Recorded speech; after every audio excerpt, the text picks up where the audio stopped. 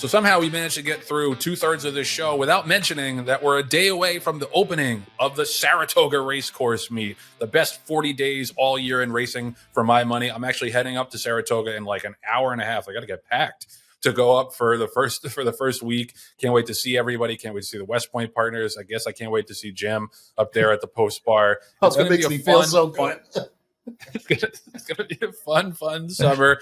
I think that there is going to be a lot of attention on the dirt and the turf course after a bit of a rocky summer last year in terms of the safety of the horses. But I know that Glenn Kozak and everybody at NYRA is doing everything they can to have a safe racetrack. I think we might be off the turf opening day. There is some rain in the forecast, so definitely keep that in the back of your handicapping mind.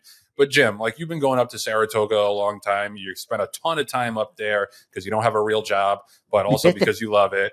What are you looking forward to the most for this Saratoga meet? Well, Joe, word on the street is that your dad, Russ, is coming up. Is he? I don't know. We might be a surprise guest. Again. And he did tell me that you have a little special blanket that you like to travel with. So I think we're going to show a picture of that blanket real quick. Let everybody absorb that for a little bit. Oh, God. That is awesome. Oh, man. Oh, it's nice that he shaved that day too for the picture. That was nice. All right, we're coming off the rails here. All right, let's talk Saratoga. You know, it's my favorite place on the planet. You know that. We've talked about this in detail. And I love taking new people up there to experience it because everybody's heard about Saratoga. And if you've never gone before, you go once and then you're kicking yourself that you missed it your entire life up until that point. And that's what I found with people. So opening weekend, I got a couple of friends coming up from Boston that have never been, and I'm excited to show them, you know, our thing, what we do.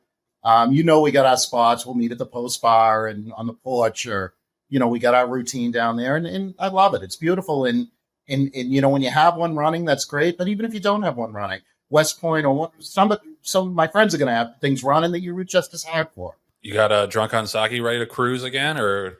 Well, I just found out we're going to scratch on Friday. We're going to target.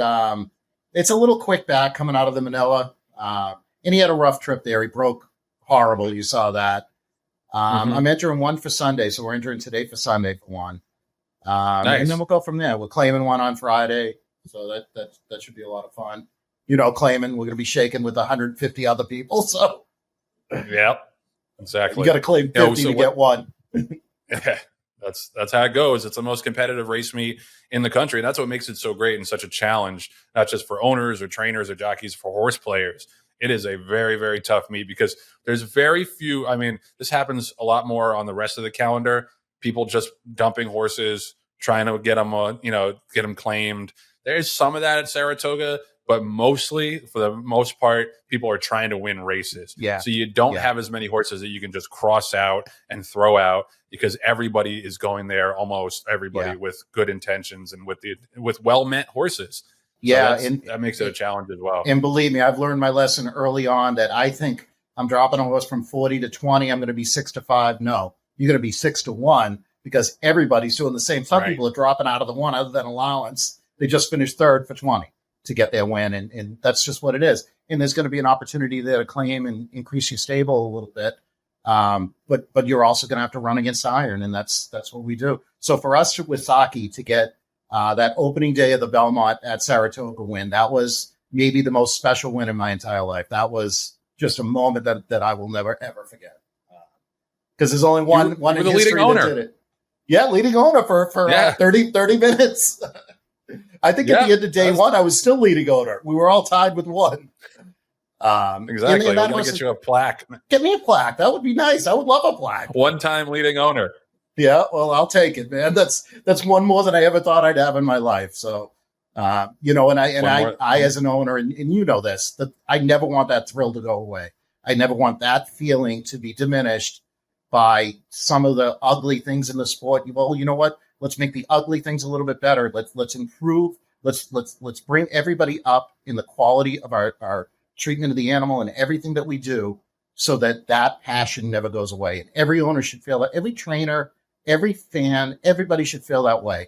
That there's a moment coming into the stretch where you have a chance to win, where your heart pounds and you're never going to feel anything like it in your life. Yeah, no, I think it'll never go away unless the sport goes away. And we're doing everything we can to make sure that doesn't happen. But yeah, West Point's got some action too. We've got one on opening day. We've got 2 on Saturday, 2 on Sunday. We already got our first 2-year-old starter of the meet coming up on Saturday. More than ready colt named Moment's Notice, who we're pretty high on, but like typical Saratoga, it's like just stacked with horses from big name trainers and with high purchase prices. So it's the kind of race where he could run as well as we think he's going to run and be 4th or 5th. So it's just such a challenge. And the stakes action is terrific. Plenty of double-digit horse field sizes. Schuylerville starts with 11 horses tomorrow on Thursday. Then we got the Coronation Cup in the Wilton on Friday. And then Saturday is the first big Saturday of the meet. We've got the Diana, the Kelso, stacked. Yeah. The Stanford. Yeah, I wanted to ask you about that because it's kind of become a running joke that like they should just rename the Diana the Chad Brown Stakes. And he does have 5 in there this year, but there are 5 other horses. Usually you get 5 Chads and maybe like 1 Grand Motion horse. It's a loaded race now. It is. And the other horses that are in there are all legit. I mean, the Cantamachis, my trainers, have Evie Jets in there. And that's a legit horse that has the right to be there and can be live in that spot. So, you're not just handing the trophy to Chad this year. So he's got to earn it. Yeah, no doubt. Yeah, his are all live. Yeah, his are all live in there though too. He's got. Of course. Yeah, I know. Of course. So I got a long shot. You want a long shot pick for the weekend? Yes, please. I'm going to give you one. The 5th race on Friday. There's one that I think it's 12-1 morning line. Cold as hell. Okay. And I think that horse can be live. You got the PPs in front of you. You should look at this. I do. Yeah, I'm looking at him. Of course, now he's going to go off like 2-1 since I gave him out. But the Rail Talk push, baby. What do you like? Yeah, that horse coming in. Dwayne Lucas dropping the horse in for 20. Ran competitive in the starter races.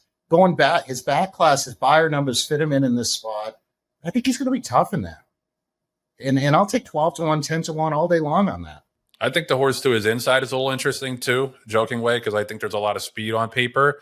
Yeah, and your horse is technically dropping, even though the 20 is probably, like you said, is probably going to be similar to the 40 at Belmont at Aqueduct. But has a 80 buyer, 3 back, can close.